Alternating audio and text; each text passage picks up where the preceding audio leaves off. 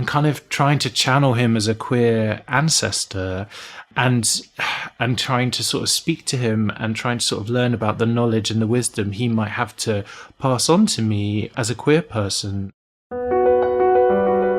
Welcome to The Glimpse. I'm your host, Hannah Lowe. Richard Scott is the author of Soho, which was shortlisted for the Forward Prize for First Collection and the T.S. Eliot Prize. He's a Fellow of the Royal Society of Literature and teaches at Goldsmiths University. His latest collection, That Broke into Shining Crystals, was published in 2025. Richard Scott is our guest today on The Glimpse.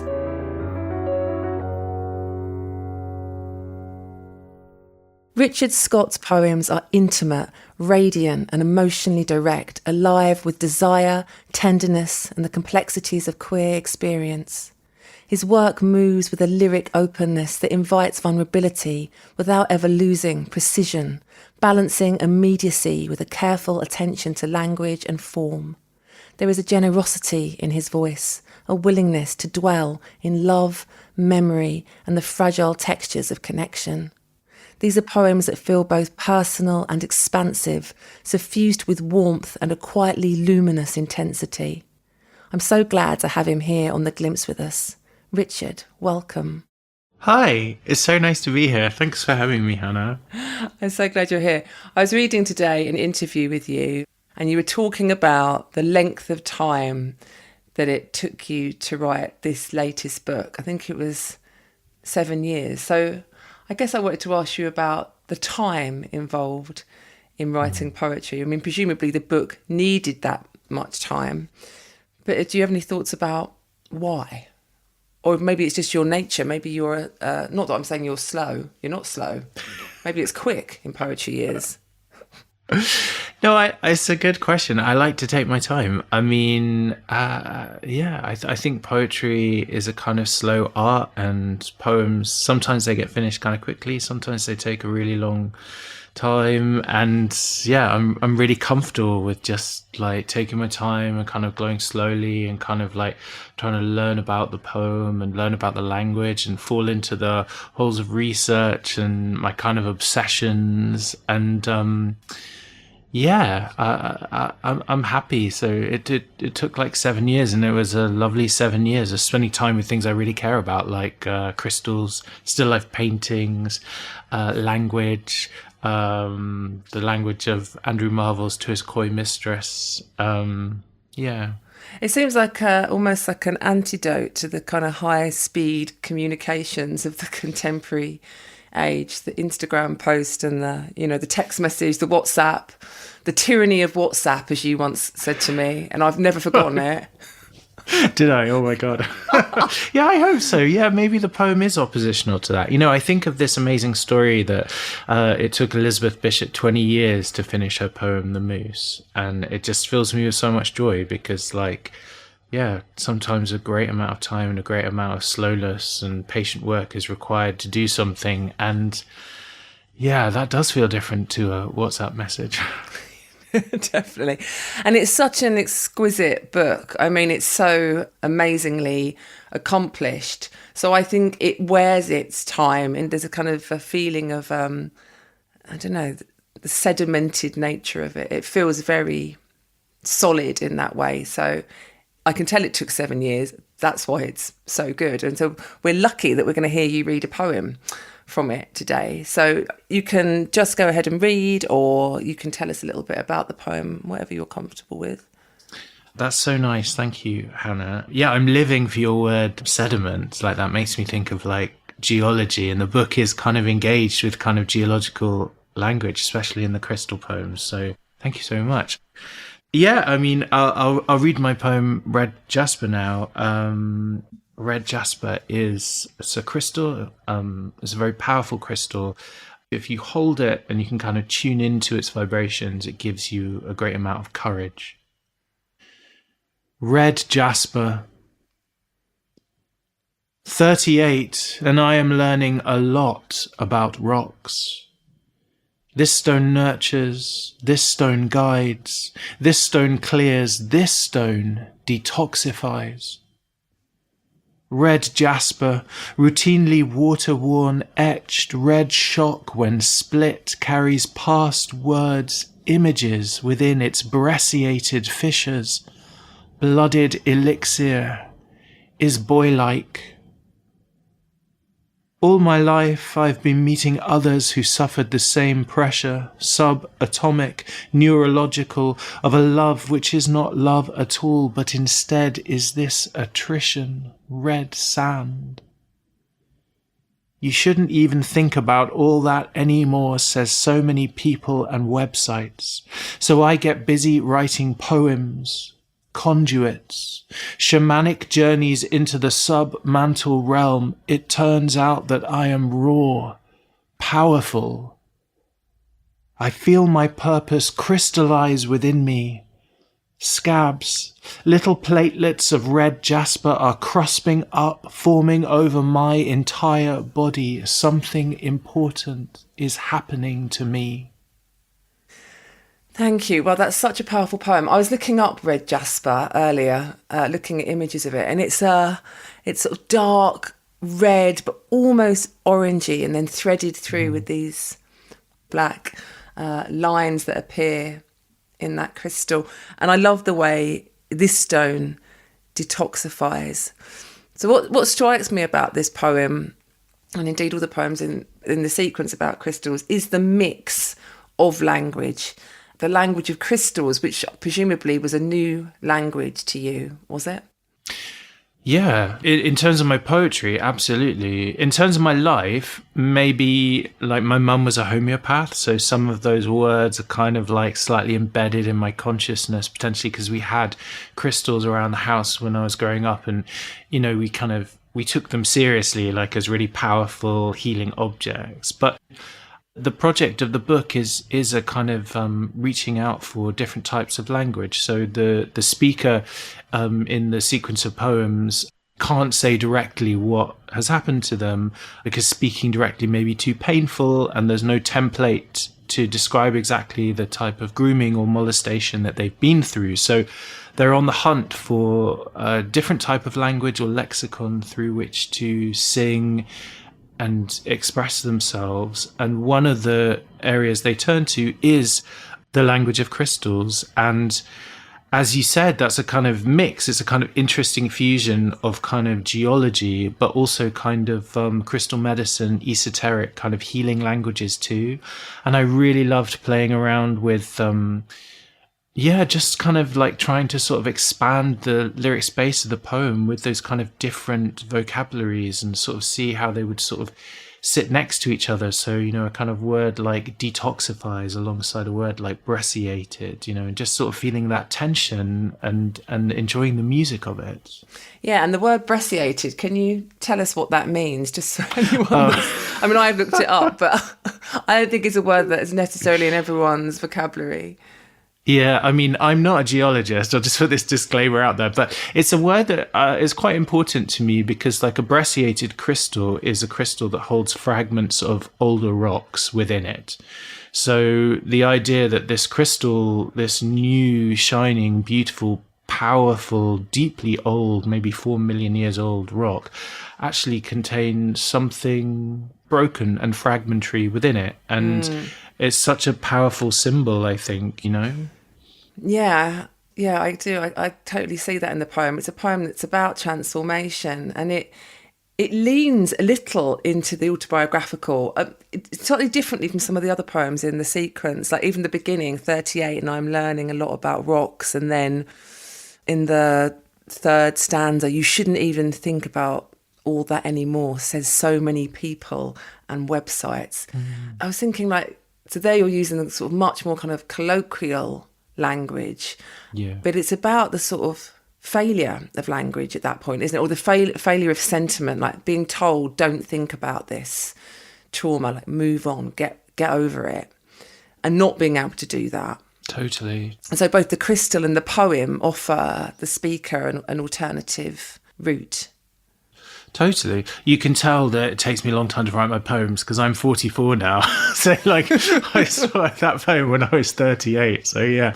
But yeah, you're right. I mean, it's interesting in that the speaker in the poem does turn to crystals and does turn to language because of the failure of other types of advice around them. You know, the idea that actually, like, to repress something, the idea to move on might be a sort of important or necessary step. And actually, like, there's a rejection of that and there's a move towards the crystal as this extraordinary thing which was birthed under enormous amounts of pressure and broken and reformed continually to arrive out of the Earth's crustal in this shining new formation. So I think that gives them hope, you know. I think there's this attempt in the crystal poems to kind of build a kind of post-trauma kind of crystalline landscape where the speaker can live, like a new place for the speaker to live, where they can shun other types of conflicting advice and kind of actually listen to the messages of the stones, you know?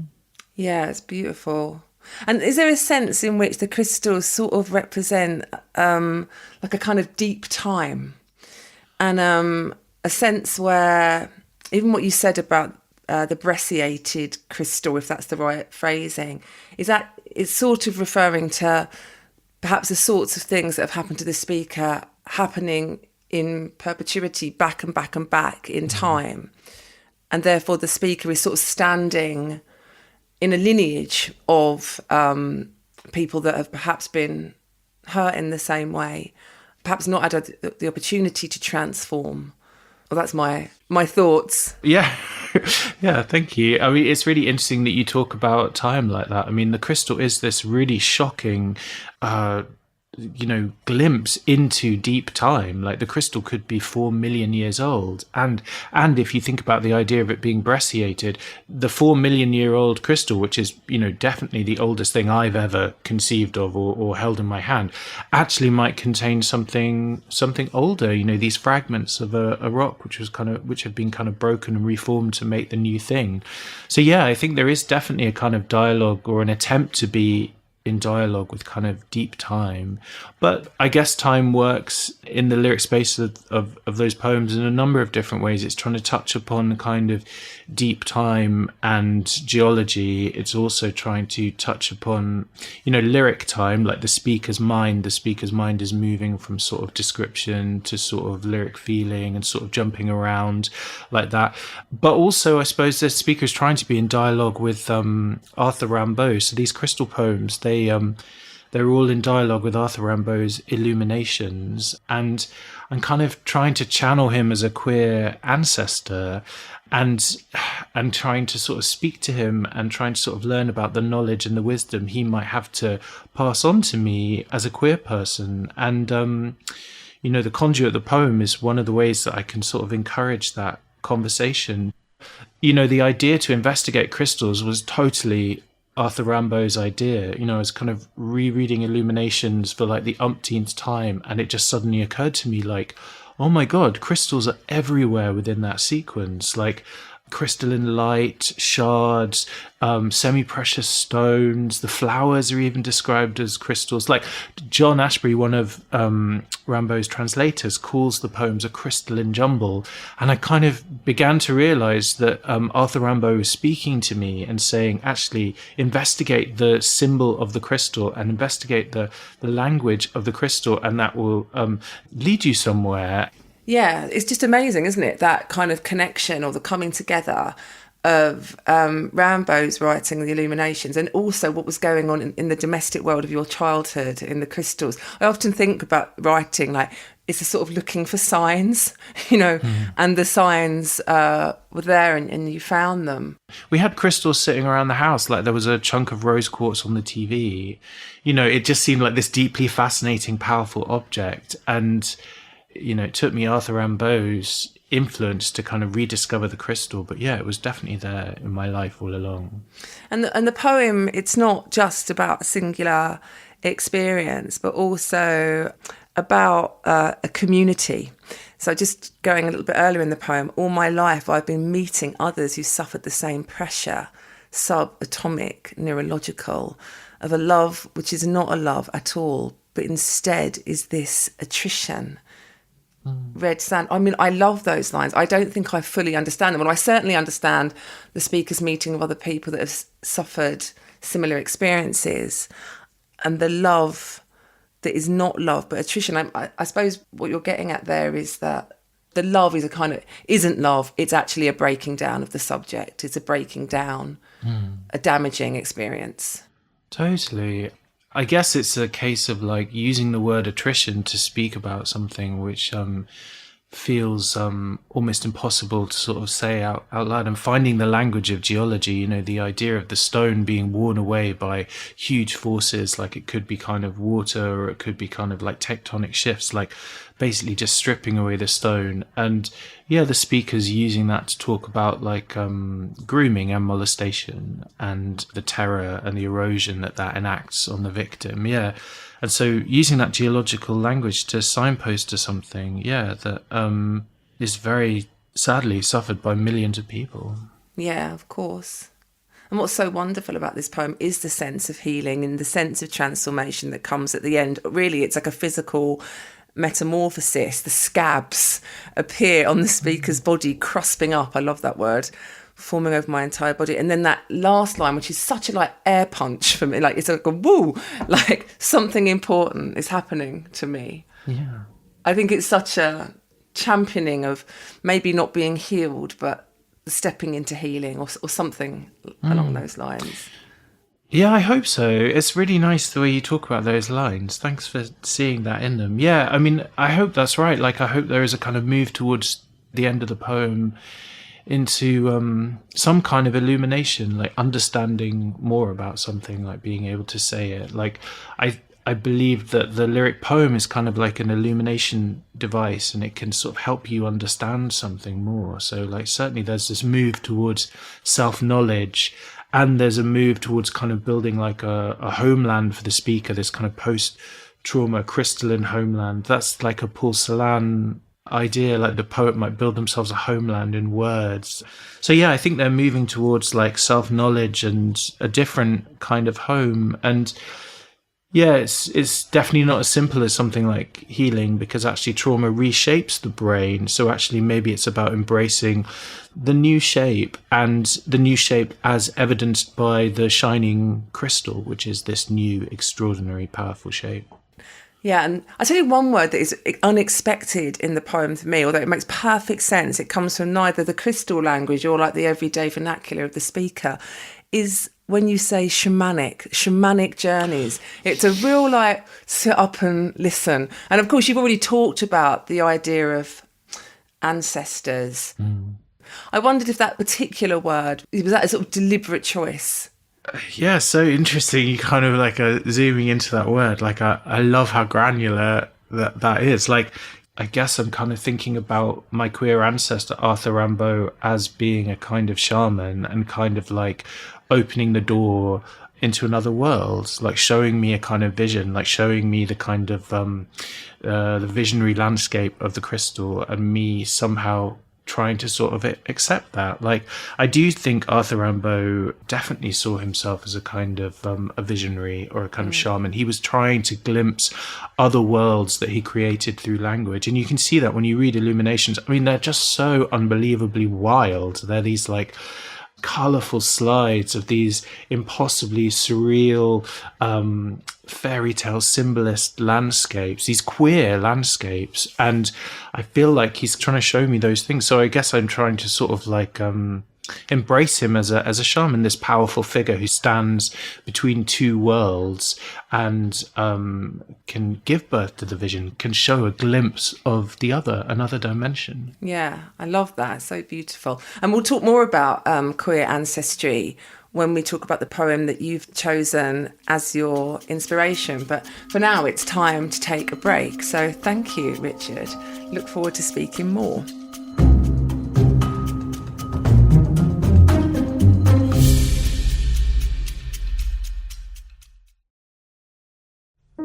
We hope you're enjoying this season of The Glimpse. It's just one small part of the Adrian Brinkerhoff Poetry Foundation. We're the founders, Peter and Kathy Halstead.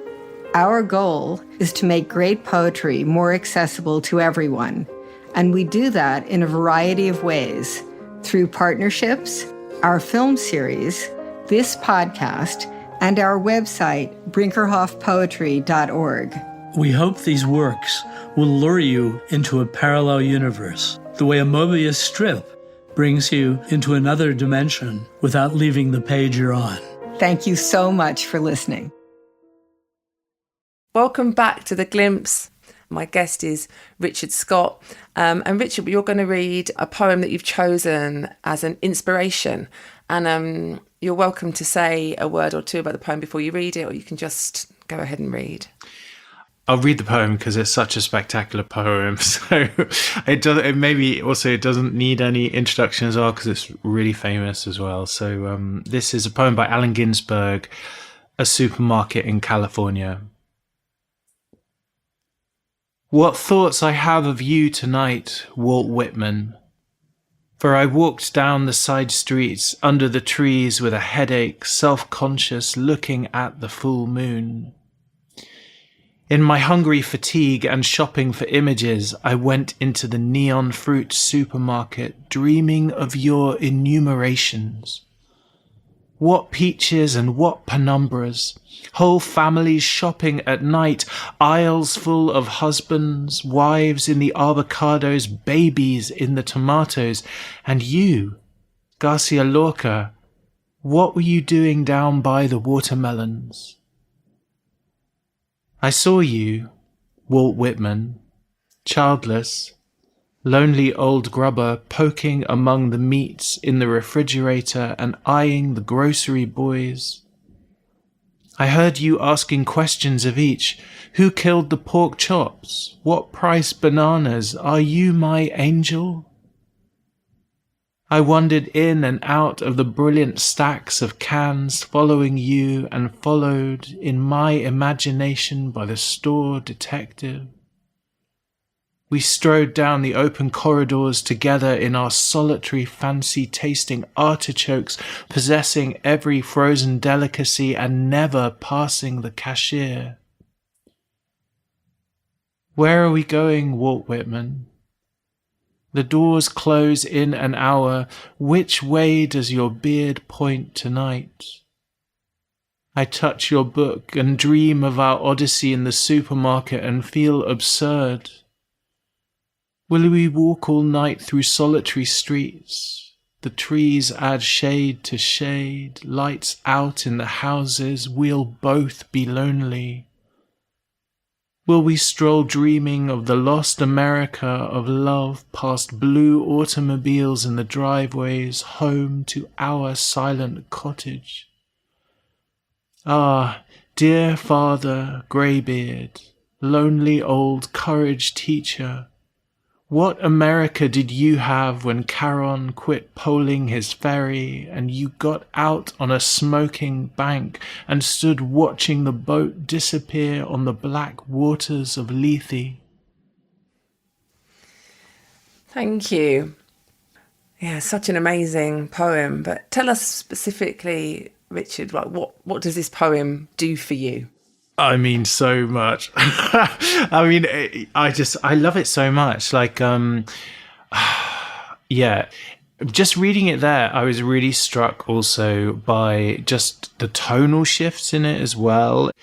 It's almost kind of like a light comedy or something, like seeing Walt Whitman suddenly in the grocery store, and then they're almost kind of cruising each other, but then they kind of depart the grocery store and it becomes really lyric, and the speaker of the poem says, we'll both be lonely. Yes, they're still lonely, but they're lonely together. And we've got huge questions, what America did you have? Tell me something of the past, So it takes us on this extraordinary journey. But I think the main reason I love it is because I just, I really feel like Allen Ginsberg is channeling Walt Whitman as his queer ancestor, and it just seems like such a powerful evocation of that idea or that technique in poetry. Like he's Allen Ginsberg he's writing in the 60s, but it's still a very repressive time. And he's pulling Walt Whitman out of history and he's claiming him as a queer ancestor, which would have been a really radical thing to do. As far as I realize, American society at the time wouldn't necessarily have accepted Walt Whitman as being queer. And he's having this conversation with him through image and symbol and language and form. And it just feels so beautiful to me and so radical. Yeah, I think even the beginning, it's like almost slightly flirtatious, isn't it? I mean, what thoughts I have of you tonight, Walt Whitman, just has that feeling of slightly comic, but also, flirty, seductive. Totally. And Walt Whitman's like eyeing the grocery boys. Like, there's definitely desire here. Do you know what I mean? And also, what's Lorca up to with those watermelons? I mean, it's all... I know. I just love that bit as well, because it's almost like Allen Ginsberg is creating this supermarket full of like queer people, these queer ancestors who's suddenly like popping up among the watermelons and in the avocados. He's queering the supermarket, which in some ways we might think of as a very sort of heteronormative kind of place of kind of capitalism. And actually he's filling it with queer desire, which I find really thrilling. And it makes me think about, our own heads. If we're lucky enough to tune into the idea of poetic ancestry, we can have a supermarket in our head and we can fill it with our own ancestors. Like I would have like Rambo in the supermarket, in my supermarket, and many others too. That's such an interesting idea. Like, who would I bump into in Lidl, which I live? Yeah, exactly. But it's also a sort of moment when you realise that the supermarket is like quite a problematic space. Yes, it's being queered, but it's also emblematic of, 1950s American capitalism, all the consumerism. And totally. There's a kind of, even the babies. There's babies in the tomatoes. Yeah, exactly.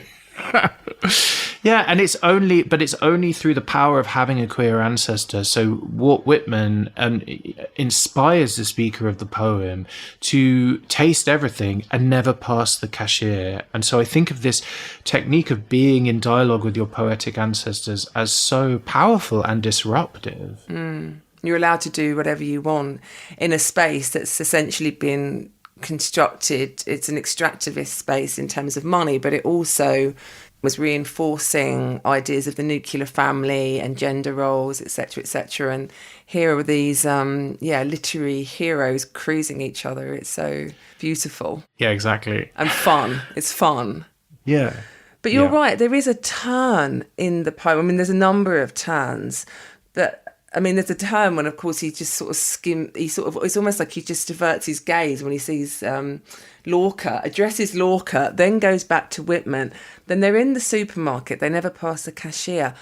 It's all in the past tense. And then they're not in the supermarket anymore. Totally. From the line, "Where are we going, Walt Whitman? The doors close in an hour. Which way does your beard point tonight?" The last third of the poem feels so different. It's much sadder. It's a rumination on loneliness, anxiety about loneliness, maybe the loneliness of mass consumerism, Yeah, totally. The loneliness and the terror of be a queer person in a homophobic world for both Walt Whitman and for Allen Ginsberg. And suddenly they have this companionship. And yes, they're both lonely, but there is something about being together, and you're right, that term with those big questions like, where are we going tonight, Walt Whitman, being able to finally ask someone that question feels really huge. Really important. Ginsberg puts Whitman in this liminal space in history and invites him to reflect on what he's witnessed of America, many decades from the time when he was alive. Totally. Those big rhetorical questions, yeah. And also the acknowledgement of him as an ancestor. I mean, it's so clearly there. It's not hidden in this poem, is it, at all? When he says, "Dear father, greybeard, lonely old courage teacher." I mean, these are big words of reverence towards Whitman. Yeah, it's amazing, isn't it? Yeah, totally. Yeah, courage teacher. Yeah, exactly. Teach me what it was to be queer, what it was to kind of queer language. Whitman in his life had relationships with men. Was it there in his poems? Yeah, totally. Yeah, I mean, he definitely did lots of sort of like hinting at it, and yeah, it's absolutely there in the poems. Like I think of the scene where the speaker in Song of Myself is watching the young men bathe and is set apart from that and is almost kind of translucent and almost kind of like disappears. So there is this idea of desire and watching the male figure, but not being able to be whole, not being able to be seen.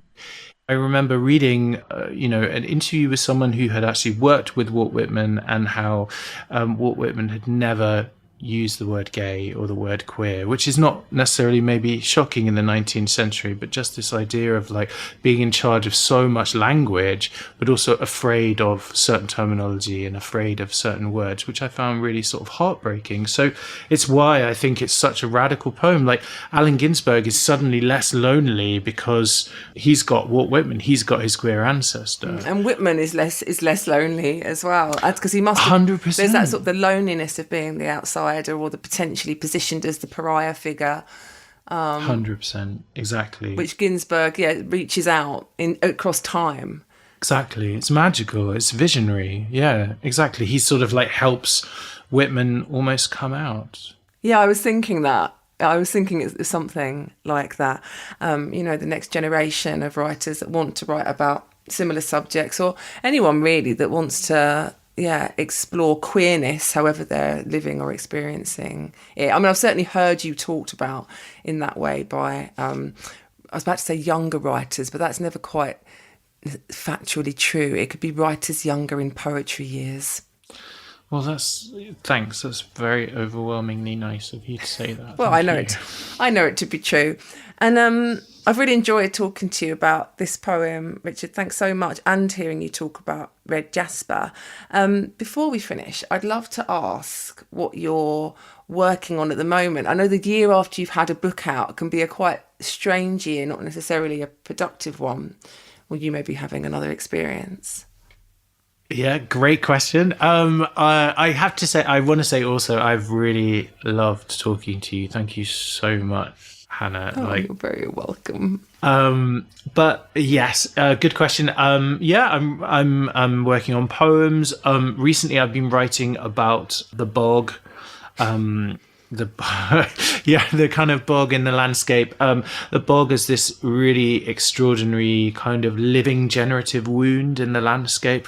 Also, the bog is a kind of living archive. Like a bog lays down sphagnum moss at the rate of 1 millimeter a year. So when people excavate and dig in bogs, a meter has actually taken 10,000 years to kind of lay down. So I've been really falling into a lot of research to do with kind of bogs and the landscape. And bogs to me seem like a very queer part of the landscape. So I've been kind of writing towards that. I think that's wonderful. I don't think everyone would have been expecting you to say bog bogs. I'm writing about bogs. But how did the bog come to you? Or how did you come to the bog, should I say?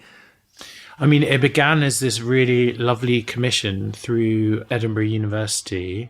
And then it kind of and I got to spend time actually like on Dartmoor looking at actual bogs, and I had amazing experiences. Like I saw like a newt swimming through a bog, and it was kind of like breathtaking. I don't think I'd ever seen a newt before. And so I had all these amazing kind of like, experiences in the landscape, and I'm still feeling its kind of inspiration. Richard Scott, thank you so much for joining me today on The Glimpse. Thank you, Hannah.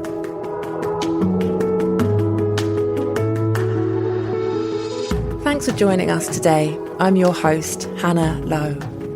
Richard's poem, Red Jasper, is from his book, That Broke into Shining Crystals, published by Faber and Faber in 2025, and was used with their permission.